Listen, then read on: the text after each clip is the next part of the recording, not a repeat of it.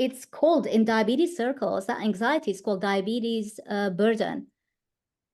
It is a thing, it is a phenomenon, and it's very common. Um, you might be familiar with Professor Robert Lovekin. And so his co-host on their channel, when they invited me, his co-host Dr. Steven Sideroff, and is a psychotherapist. So he asked me specifically this question. He said, he said, well, can you comment on the anxiety element of managing, type 1 blood sugars with type 1 diabetes? I remember saying that, look, that anxiety will, get so much better if you are on a low carbohydrate diet. And I stick by it because, if you're not having those blood sugar fluctuations, the roller coaster highs and lows, you're not going to have that many mood swings. That cannot be even debated. But it goes beyond that. It goes beyond that. As you mentioned, you have to worry about, do I have enough supplies? Do I have, am I doing a good job? For some people, maintaining a very tight range will cause so much anxiety that you have to step back and think, is this worth it? This man isn't able to sleep. So maybe let's widen that range. Not to ADA range, by the way. There's nothing normal about, maintaining a range between, I don't know, I think the ADA range is something crazy like up to 180. Yeah, you're perfectly normal. That is not normal. But just widening that range a little bit for some people will give them their life and confidence back. And I do that with some of my clients, and, it works. Because you have to put it on the balance and think, I'm causing this. He's losing his sleep. He's even not engaging in social activities because he's worried that he might drop out of range. Once we widen that range a little bit, he regains his life.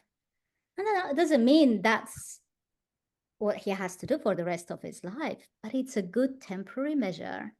And then eventually, once he's confident enough, he can work on his range and he can tighten his range a little bit. It's what I'm passionate about is giving people the confidence and to be able to manage their type 1 the best way they can. Say no endocrine, no endo, no diabetes, no, your diabetologist isn't going to manage it on a daily basis for you. You have to know how to manage your blood sugars. You dropped. You have to understand what caused that drop so you can maybe, it's not always possible, but you can maybe prevent it the next time. It's about noticing patterns. And I was thinking about that yesterday because when I go for a walk, 45-minute walk, and that's great, good way of burning blood sugars. In my type 1 group on Facebook, different people report, oh, I would start dropping within 15 minutes of the walk. I don't drop. Every single time I maintain normal blood sugars for 3 hours afterwards, the arrow would show straight line. For 3 hours afterwards, at the 3-hour mark, I crash bad. Now I know it. I know that's my pattern. During the walk, perfectly normal blood sugar. So what I've now learned to do, and that's my personal experience, is 2 hours post-exercise, even when the arrow is showing perfect numbers and straight, I know I will drop at the 3-hour mark. So 2 hours afterwards, I suspend my pump. No insulin for at least 1 hour. And that saves me from the low, from the crash, and just, so that's what works for me. But to say that everyone should be doing that would be ridiculous because everyone's experience is the same. Type 1s need to find those patterns and they need to have the confidence to address issues when they arise or to prevent them from arising. Yeah, I think that's so important. And when you talk about the anxiety, it's not only anxiety on the patient's part, but the doctors are super anxious. Type 1s, a lot of doctors are like, no, I'm not seeing you. And the other thing, we talk about the forgotten people with bipolar disorder, depression, anxiety, stress, all that. At the San Diego conference, the first day, and they had to stretch it to another lecture in the morning, was all about mental health, anxiety, stress, getting better on low carb ketogenic diets, right? And so for us as practitioners, once we realize, hey, we have another tool at our disposal that can help. help so that we're not all sitting around anxious and stressed and not taking care of people in need. When you realize we have people like you, Andrew Kutnick, I respect him greatly, and we had time just to sit and talk and reflect on life and things. Hopefully we drag him back on the podcast trope because he has some great research going on. But it's so important because you understand the physiology, right? And so you can help someone through better than someone who's never struggled, just like someone who's never struggled with alcohol, trying to help people with alcohol abuse. I'm not equating those two things, but I'm just saying when you've been through the experience, you go, look, I know what happens with me. Let's try using some of this with you and giving you a little bit of hope. Yeah, I agree. I think, it's important that at least within the type 1 community, we support each other. And that's why I have a support group specifically for type 1 diabetics who are on a low carb or ketogenic diet. And I also do fasting. Um, so I think support groups are really important.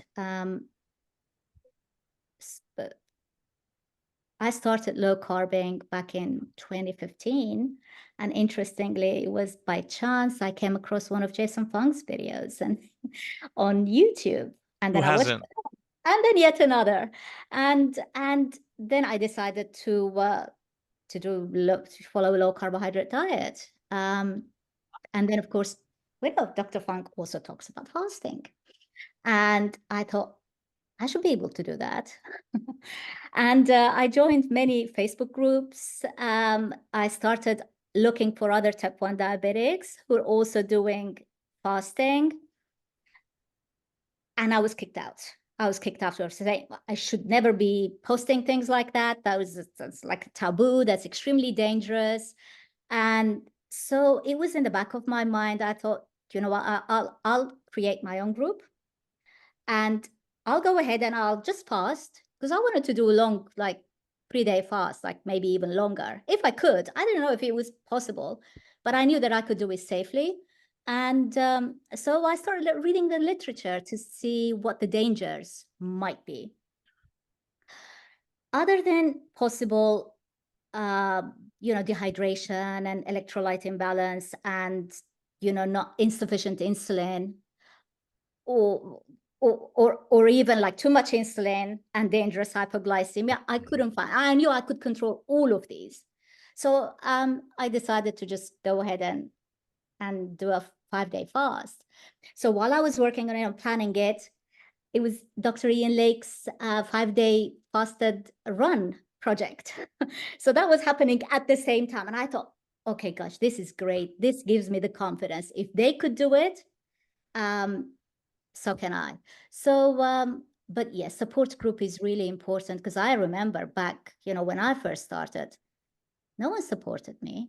My diabetes consultant, because I was just so proud having normal blood sugars, everything was good, I was feeling good. And, my A1C was 12 and no one was telling me, despite all the insulin you're taking, your blood sugar is high because all you're eating is carbohydrates. And I was vegetarian at the time. So of course, all my protein sources were either chickpeas or lentils, and I would have tons of those and thinking that I was doing everything I could. No one told me you should change your diet. I couldn't bring my A1C down. And then I was successful at bringing it down, I think to 9.8. I can't even believe that I was 9.8 A1C and I was like working and walking normally. I felt horrible. But I wasn't given the tools. I wasn't given the support. So finally, when I started low carb at my annual visit to my diabetes consultant, and this was in the UK, so I mentioned thinking that she would support me. And she kind of looked at me and she said, you're still in your 40s. I was in my 40s at the time. And she said, look, you're still young. And if you're trying to ever have a baby, another baby, because I had one baby at the time already. And she said, if you're, trying to conceive, you must eat carbs. These were her words. And yeah, that actually gave me more reason to do the opposite of what she was telling me. So yeah, I knew it was working for me. So I kept on believing Dr. Fung, and of course, then that got me into training in nutrition.